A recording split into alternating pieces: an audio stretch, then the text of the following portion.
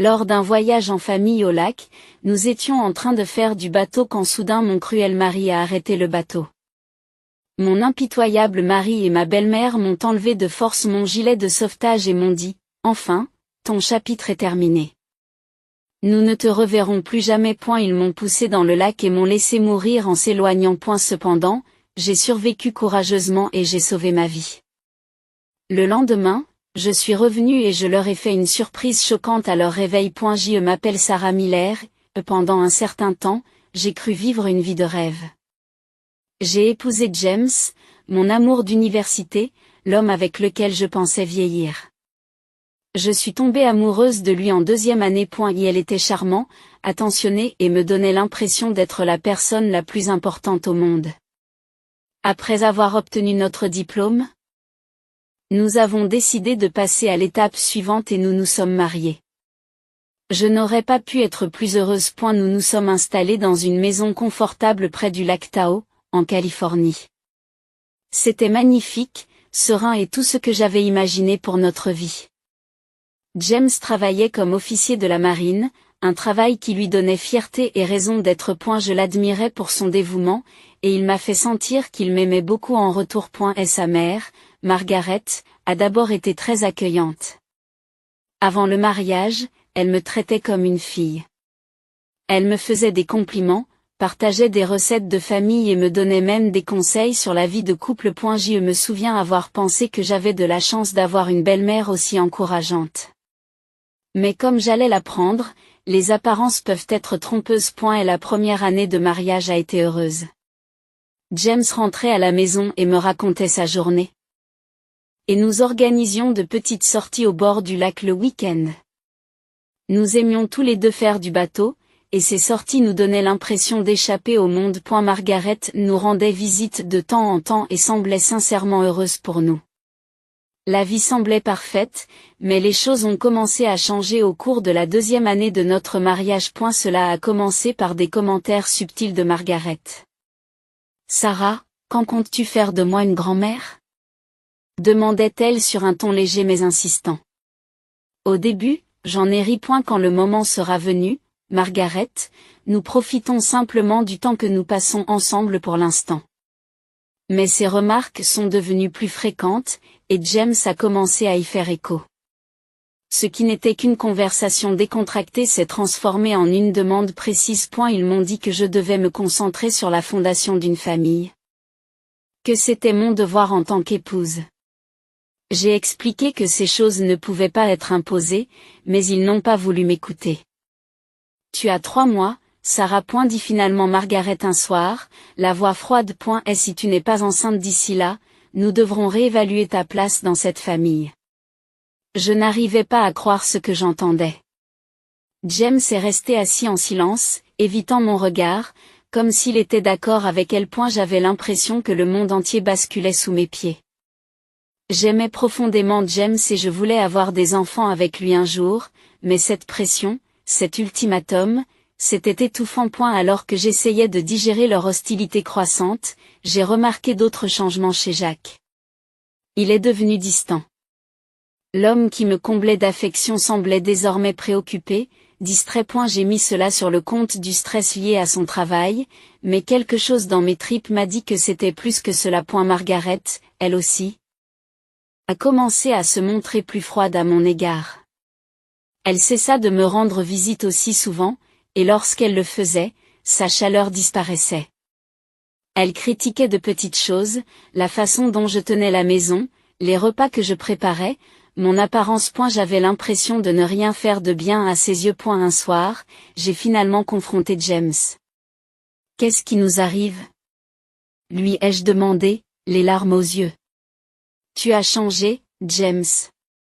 Tu n'es plus l'homme que j'ai épousé. » Il m'a regardé avec un mélange de culpabilité et de frustration. Je suis juste sous pression, Sarah. Margaret s'inquiète pour l'avenir de la famille, et moi, je ne sais pas comment m'y prendre. Ces paroles ne me réconfortent pas. Ils n'ont fait qu'accroître mon malaise. J'ai commencé à me sentir étrangère à mon propre mariage, et mon foyer, autrefois si aimant, a commencé à ressembler à une prison. Ce que j'ignorais alors, c'est que James cachait un secret. Un secret qui allait briser la vie que je pensais que nous avions construite ensemble. Et elle avait une liaison avec Angela Harris, une riche femme d'affaires qui finançait son mode de vie extravagant dans mon dos. Margaret, toujours aussi intrigante, soutenait pleinement cette relation. Pour elle, Angela convenait mieux à James, elle était plus riche et plus influente. Et ensemble, elles complotaient pour m'écarter complètement du tableau. Mais je n'ai rien soupçonné de tout cela à l'époque. Je m'accrochais encore à l'espoir que notre mariage pouvait s'arranger, que ce n'était qu'une mauvaise passe. Même lorsque les exigences de Margaret sont devenues plus cruelles et que l'affection de James s'est refroidie, j'ai essayé de me convaincre que l'amour pouvait tout conquérir. Puis vint le jour qui changea tout. James est rentré à la maison avec une bonne humeur inhabituelle et a proposé une excursion au lac. « Tu as été tellement stressé ces derniers temps ?» m'a-t-il dit en m'offrant un sourire que je n'avais pas vu depuis des mois. « Allons faire du bateau ce week-end. Juste nous trois, toi, moi et maman. » J'ai été déconcertée, mais j'ai gardé espoir. Peut-être essayait-il d'arranger les choses entre nous. C'était peut-être sa façon de me dire qu'il tenait toujours à moi. J'ai accepté, même si je sentais que quelque chose n'allait pas. Le jour venu, j'ai ressenti un mélange d'excitation et d'inquiétude. Margaret, elle aussi, s'est montrée d'une gentillesse inhabituelle, proposant même de préparer des encas pour le voyage. Nous avons roulé ensemble jusqu'au lac et, pour la première fois depuis des mois, il semblait presque heureux. Je voulais croire que c'était sincère, mais quelque chose dans leur sourire semblait forcé, calculé. Pourtant, j'ai écarté ces pensées. J'adorais faire du bateau. Et l'idée d'être sur l'eau suffisait à me remonter le moral. Nous avons loué un petit bateau et James nous a remis à chacun un gilet de sauvetage. La sécurité avant tout, a-t-il dit en souriant. Je lui ai rendu son sourire, en essayant d'ignorer l'étrange tension qui régnait dans l'air. Lorsque le bateau est parti, je me suis détendue, me concentrant sur les douces vagues et la chaleur du soleil sur ma peau. Pendant un bref instant, j'ai ressenti une paix, mais cette paix a été de courte durée. Alors que le bateau s'enfonçait dans des eaux plus profondes, le comportement de James et Margaret a commencé à changer. Leur façade joyeuse s'est fissurée, remplacée par quelque chose de plus sombre. Je n'arrivais pas à me débarrasser du sentiment que j'étais en train de tomber dans un piège, mais je ne pouvais pas imaginer ce qui allait suivre. Puis ils ont arrêté le bateau. « Sarah, » dit James, d'une voix froidement calme. « Il faut qu'on parle. » Lorsque le bateau s'est arrêté au milieu du lac, j'ai senti un frisson glacial me parcourir. Ce n'était pas l'eau ou la brise, mais le regard de James. Son expression était étrangement calme, presque trop calme, et Margaret était assise à côté de lui, les bras croisés, un sourire en coin sur les lèvres. Sarah, commença James en me regardant comme une étrangère, et non comme l'homme que j'avais aimé et épousé. Nous devons parler de ton avenir, ou plutôt de ton absence d'avenir. Je clignai des yeux, essayant d'assimiler ces paroles. Que veux-tu dire par là? Demandai-je, la voix tremblante. Margaret a ri. Un son froid et dur qui me tordit l'estomac. Oh, ne sois pas surprise, Sarah. Tu dois avoir remarqué que tu n'es plus la bienvenue dans cette famille. Mon cœur se mit à battre la chamade. Qu'est-ce que tu racontes? J'ai fait tout ce que j'ai pu pour que ce mariage fonctionne. James haussa les épaules. Son attitude calme me déconcertant. Ce n'est pas suffisant. Angela est prête à me donner une vie que tu n'as jamais pu avoir. Elle est riche, elle me soutient et elle est prête à fonder une famille. Toi, en revanche, tu n'es pas indispensable. Angela. Ce nom m'a fait l'effet d'un coup de poing dans l'estomac. J'avais déjà entendu James la mentionner en passant, mais je n'avais aucune idée qu'elle faisait partie de sa vie de cette façon. Mon esprit s'est emballé, essayant de comprendre comment tout avait pu s'écrouler si complètement. Margaret se pencha en avant, sa voix dégoulinant de venin.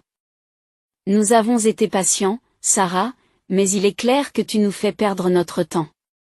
C'est mieux pour tout le monde si tu n'es plus dans le coup. La panique me tenaillait la poitrine. Hors jeu, répétai-je, la voix tremblante. Qu'est-ce que ça veut dire? James s'est levé, son visage s'est assombri. Cela signifie que c'est la fin pour toi. Avant que je ne puisse réagir. Il me saisit par les épaules, me tirant à mes pieds. Je me suis débattu contre lui, mais Margaret s'est jointe à lui, ses mains arrachant les sangles de mon gilet de sauvetage. J'ai crié, les suppliant d'arrêter, mais ils n'ont fait que rire, un rire froid, sans cœur, qui m'a glacé le sang. Au revoir, Sarah. Ricana Margaret en m'arrachant le gilet de sauvetage. Non, je t'en prie. J'ai crié, des larmes coulant sur mon visage. Ne fais pas ça. Je vais partir. Je disparaîtrai. Vous ne me reverrez plus jamais. Mais ils s'en fichaient. Ensemble, ils m'ont poussé sur le côté du bateau. J'ai touché l'eau avec une éclaboussure, le froid m'a instantanément mordu la peau. Je me suis débattu, essayant de garder la tête hors de l'eau, tout en regardant le bateau s'éloigner. James et Margaret se tenaient au bord, leurs silhouettes se découpant sur le soleil. Ils riaient.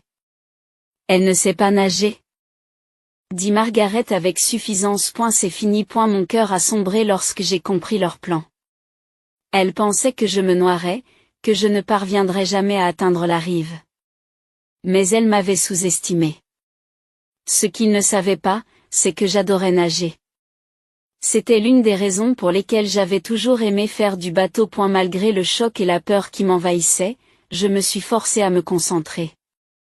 J'ai respiré profondément, calmant mon cœur qui battait la chamade. Je savais que la panique ne ferait qu'empirer les choses. J'ai commencé à nager, en gardant ma course régulière et forte, en poussant dans l'eau avec chaque once de force que j'avais. Le rivage semblait incroyablement loin, mais je refusais d'abandonner. Alors que je nageais, j'ai entendu le bruit d'un autre bateau au loin. J'ai tourné la tête et j'ai vu deux personnes, un homme et une femme, qui regardaient dans ma direction. Ils étaient trop loin pour m'entendre. Mais ils pouvaient voir ce qui s'était passé. L'un d'eux a levé un téléphone et l'a pointé vers le bateau de James, qui s'éloignait à toute vitesse. J'ai continué à nager, mes bras et mes jambes brûlant sous l'effort. Je ne savais pas si j'arriverais à les rejoindre, mais je n'avais pas à le faire. L'autre bateau s'est tourné vers moi, en quelques instants, j'ai senti des mains puissantes me tirer hors de l'eau. « Est-ce que ça va ?» a demandé l'homme, la voix pleine d'inquiétude. Je ne pouvais pas parler. J'étais à bout de souffle, tremblant de froid et sous le choc de ce qui venait de se passer. La femme m'a tendu une couverture, que j'ai enroulée autour de mes épaules tandis que des larmes coulaient sur mon visage. Ils ont essayé de me tuer, et j'ai finalement réussi à étouffer. Mon mari et sa mère m'ont jeté dans le lac. Ils pensaient que je me noierais, l'expression de l'homme s'est durcie. J'ai tout vu, dit-il. Nous avons tout sur vidéo. Ne vous inquiétez pas. Nous ferons en sorte qu'il paie pour ça. Ces paroles m'ont donné une lueur d'espoir, une petite lumière dans l'obscurité. Ils m'ont dit leur nom. Andrew et Emily Carter. Andrew était l'avocat et Emily était sa sœur. Ils étaient sur le lac, profitant d'une journée tranquille, lorsqu'ils ont été témoins de la scène horrible. Nous vous emmenons sur le rivage, dit Andrew avec fermeté. Vous serez en sécurité. Et je ferai en sorte que ces deux-là ne s'en sortent jamais. Alors que le bateau filait vers la terre, j'ai serré la couverture autour de moi, l'esprit en ébullition. Mon mari, l'homme à qui j'avais confié ma vie, venait d'essayer de me la prendre. Margaret, que j'avais considérée comme une seconde mère, avait été complice de tout cela. J'ai ressenti un mélange de colère, de déchirement et de détermination. Il m'avait trahi de la manière la plus cruelle qui soit. Mais j'étais toujours et la je n'allais pas les laisser gagner. Lorsque nous avons atteint le rivage, Andrew et Emily m'ont aidé à monter dans leur voiture et m'ont conduite jusqu'à la maison de mes parents. Mes parents ont été choqués lorsqu'ils m'ont vu, trempée, secouée et pleurant de façon incontrôlée. Je leur ai tout raconté, de la trahison à l'attaque du bateau. Le visage de mon père est devenu rouge de colère, tandis que ma mère m'a serré fort dans ses bras, sanglotant sur mon épaule. Nous allons nous battre, dit mon père d'une voix ferme. Ils ne s'en sortiront pas avec ce qu'ils ont fait. Andrew acquiesce. Avec les preuves vidéo que nous avons, nous pouvons monter un dossier solide. La justice sera rendue. Cette nuit-là, alors que je me couchais, mon esprit n'a cessé de repenser aux événements survenus sur le bateau. La trahison, les rires, la froideur de leurs yeux. C'était un cauchemar auquel je ne pouvais échapper. Mais j'ai aussi pensé à Andrew et Emily. À la vidéo qu'ils avaient enregistrée. Pour la première fois depuis des semaines, j'ai ressenti une lueur d'espoir. James et Margaret avaient essayé de me détruire, mais ils avaient échoué. Maintenant, c'était à mon tour de me battre. Le lendemain de cette horrible nuit, je me suis réveillée dans la maison de mes parents, encore secouée mais déterminée. Je n'arrêtais pas de penser à la trahison, à la froideur des yeux de James et au rire cruel de Margaret. Ces souvenirs me hantaient, mais je n'allais pas les laisser gagner. Ils pensaient m'avoir réduite au silence pour toujours, mais j'étais vivante et je ferais en sorte qu'il soit traduit en justice. Andrew Carter, l'avocat qui m'avait sauvée, est arrivé ce matin-là avec sa sœur Emily. Ils avaient passé la nuit à examiner les preuves vidéo et à préparer un plan. La confiance d'Andrew m'a donné de la force. Sarah, a-t-il dit en s'asseyant en face de moi à la table de la cuisine. La vidéo que nous avons est une preuve solide. Elle montre clairement James et Margaret en train de vous pousser par-dessus bord, et leur rire après coup prouve l'intention. Ce n'est pas un simple accident. C'est un crime prémédité. Ces mots m'ont retourné l'estomac, mais j'ai acquiescé. Que avons-nous fait ensuite? Nous avons immédiatement porté plainte, dit Andrew. Nous allons les accuser de tentative de meurtre et de complot. C'est une affaire sérieuse, et avec les preuves que nous avons, la loi est de votre côté. Mes parents m'ont totalement soutenu.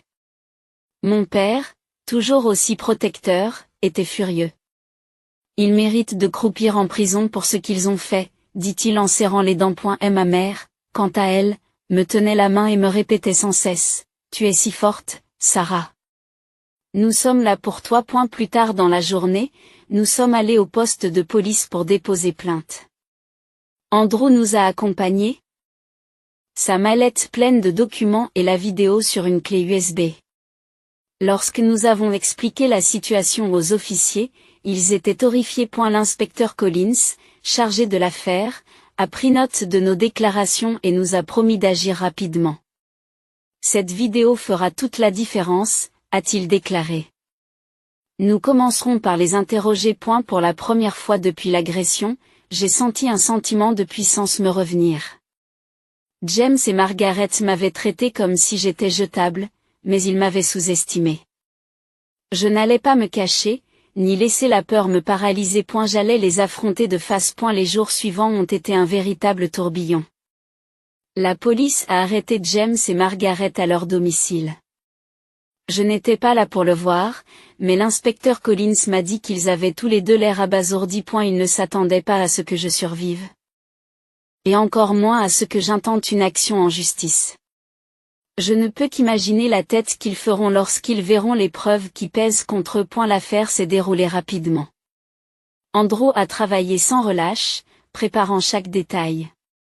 Il m'a expliqué la procédure judiciaire étape par étape, en veillant à ce que je me sente informée et responsabilisée. Nous les accusions de tentative de meurtre et Andrew était persuadé que notre dossier était solide. Lorsque la date du procès est arrivée, j'étais nerveuse, mais déterminée. En entrant dans la salle d'audience, j'ai vu James et Margaret assis à la table des accusés. Leur expression était un mélange de choc et de défi. Il était clair qu'ils ne s'attendaient pas à me voir en vie. Et encore moins prête à témoigner contre eux. Andrew a commencé par présenter les preuves vidéo. La salle est devenue silencieuse au fur et à mesure que les images défilaient. Le son de leur rire alors qu'ils me jetaient par-dessus bord a donné des frissons à toutes les personnes présentes dans la salle d'audience. Le procureur a souligné que leurs actes étaient prémédités, délibérés et sans cœur. L'avocat de James a tenté de faire valoir qu'il s'agissait d'un malentendu, qu'ils avaient paniqué et qu'ils pensaient que j'étais déjà morte lorsqu'ils ont quitté les lieux. Mais la vidéo et mon témoignage ont brossé un tableau très différent. Le jury a vu clair dans leurs mensonges. Lorsque ce fut mon tour de témoigner, j'ai pris une grande respiration et j'ai parlé avec mon cœur. J'ai décrit les années de violence psychologique, L'ultimatum qu'ils m'ont lancé et la confiance que je leur ai accordée jusqu'au moment où ils ont essayé de me tuer. James était l'homme avec lequel je pensais passer ma vie. Ai-je dit, la voix tremblante mais ferme. Et Margaret, elle était comme une seconde mère pour moi. Mais ils m'ont trahi de la pire façon qui soit. Ils ont essayé de mettre fin à ma vie parce que je n'entrais plus dans leur plan. Mais je suis toujours là et je suis là pour m'assurer qu'ils subissent les conséquences de leurs actes. Et la salle d'audience est restée silencieuse lorsque j'ai terminé. Je pouvais voir les membres du jury échanger des regards, l'air sombre. James et Margaret évitaient de me regarder, leur attitude autrefois confiante s'effritant. La plaidoirie d'Andrew était puissante. Il a souligné la cruauté et le calcul qui sous-tendaient leurs actions, et la façon dont il m'avait soudain estimé. Il a brossé un tableau clair de deux personnes qui se croyaient intouchables. Mais qui ont été prises la main dans le SAC. Au fur et à mesure que le procès avançait, il est devenu évident que les preuves étaient largement en ma faveur. La vidéo, les témoignages d'Andrew et d'Emily et mon propre récit ne laissaient aucune place au doute. J'y voyais James et Margaret devenir de plus en plus désespérés au fil des jours. Finalement, le jury a rendu son verdict, ils étaient coupables de tous les chefs d'accusation. Le juge les a condamnés tous les deux à la prison à vie sans possibilité de libération conditionnelle pour leur tentative préméditée d'attenter à ma vie. J'ai senti une vague de soulagement m'envahir. La justice avait été rendue. James et Margaret avaient essayé de me détruire, mais ils avaient échoué. Ils allaient passer le reste de leur vie à payer pour ce qu'ils avaient fait. En quittant la salle d'audience ce jour-là, j'ai ressenti un mélange d'émotions, de colère, de tristesse et de triomphe. Ils m'avaient pris tant de choses. Mais ils ne m'avaient pas enlevé ma volonté de me battre. J'étais toujours debout et j'étais prête à reconstruire ma vie. Lorsque le procès s'est terminé et que le verdict a été annoncé, j'ai ressenti un immense soulagement. Pour la première fois depuis ce qui m'a semblé être une éternité, j'ai pu respirer. James et Margaret avaient été déclarés coupables, et leur peine, l'emprisonnement à vie, témoignait de leur cruauté et de la justice qu'ils méritaient. Mais même si le poids s'est envolé de mes épaules, les cicatrices qu'ils ont laissées derrière eux sont toujours là. En quittant la salle d'audience, j'ai été accueillie par mes parents, Andrew et Emily. Ils m'ont serré dans leurs bras, me rappelant par leur soutien que je n'étais pas seule dans cette bataille. Andrew, qui avait été mon pilier tout au long du procès, a souri et m'a dit, « Tu as réussi, Sarah. Tu t'es défendue, et maintenant ils ne te feront plus jamais de mal. » J'ai acquiescé, les larmes aux yeux. J'ai hoché la tête. Les larmes aux yeux, je n'aurais pas pu le faire sans vous tous. Vous m'avez sauvé la vie, pas seulement sur ce bateau, mais à tous les niveaux par la suite. Les semaines qui ont suivi ont été un mélange de guérison et de réflexion. Je suis restée chez mes parents pendant un certain temps, le temps de tout assimiler. La trahison que j'avais subie me piquait encore, mais je refusais de la laisser me définir. J'ai commencé à voir un conseiller pour m'aider à surmonter le traumatisme, et à chaque séance, je me sentais un peu plus forte. Andrew et Emily sont restés des amis proches, prenant régulièrement de mes nouvelles. Un jour, Andrew m'a rendu visite pour m'annoncer une nouvelle. « J'ai pensé que tu devais savoir, » a-t-il dit. James et Margaret ont essayé de faire appel de la sentence, mais le tribunal l'a refusé. Ils vont purger la totalité de leur peine. J'ai ressenti un élan de satisfaction. Bien. Ai-je dit avec fermeté. Ils méritaient de payer pour ce qu'ils ont fait. Au fil des mois, j'ai commencé à reconstruire ma vie. J'ai repris mes loisirs, en particulier la navigation de plaisance. Au début, c'était étrange.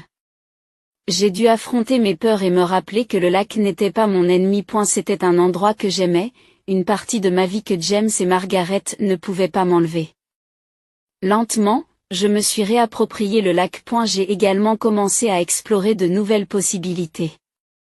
Je suis retournée à l'école pour étudier le conseil, inspirée par l'aide que j'avais reçue pendant mon rétablissement. Je voulais soutenir d'autres personnes qui avaient subi des trahisons similaires et être une lueur d'espoir pour ceux qui se sentaient perdus. Un soir, alors que j'étais assise au bord du lac et que je regardais le coucher du soleil, Emily m'a rejointe. Elle m'a tendu un petit carnet. Qu'est-ce que c'est? Demandai-je en n'ouvrant point un journal. M'a-t-elle dit en souriant. Tu as vécu tellement de choses, Sarah. Peut-être que le fait de l'écrire t'aidera à tourner la page. J'ai suivi son conseil et j'ai commencé à écrire mon histoire. L'amour que je pensais avoir, la trahison, la survie et la justice pour laquelle je me suis battue. Chaque page me semblait être un pas vers la guérison, un moyen de donner un sens à tout ce que j'avais enduré. Avec le temps, j'ai réalisé que si James et Margaret m'avaient pris tant de choses, ils ne m'avaient pas tout pris. Ils ne m'avaient pas pris ma résilience, ma détermination ou ma capacité à recommencer. Je suis restée plus forte que jamais. Avec le recul, je vois mon histoire non pas comme celle d'une trahison, mais comme celle d'une survie et d'un triomphe. J'ai appris que même dans les moments les plus sombres, il y a toujours un chemin à suivre. J'ai trouvé une nouvelle raison d'être, entourée de personnes qui se soucient vraiment de moi. James et Margaret sont à leur place. Et je suis libre. Libre de vivre, libre d'aimer et libre d'être la personne que j'ai toujours voulu être.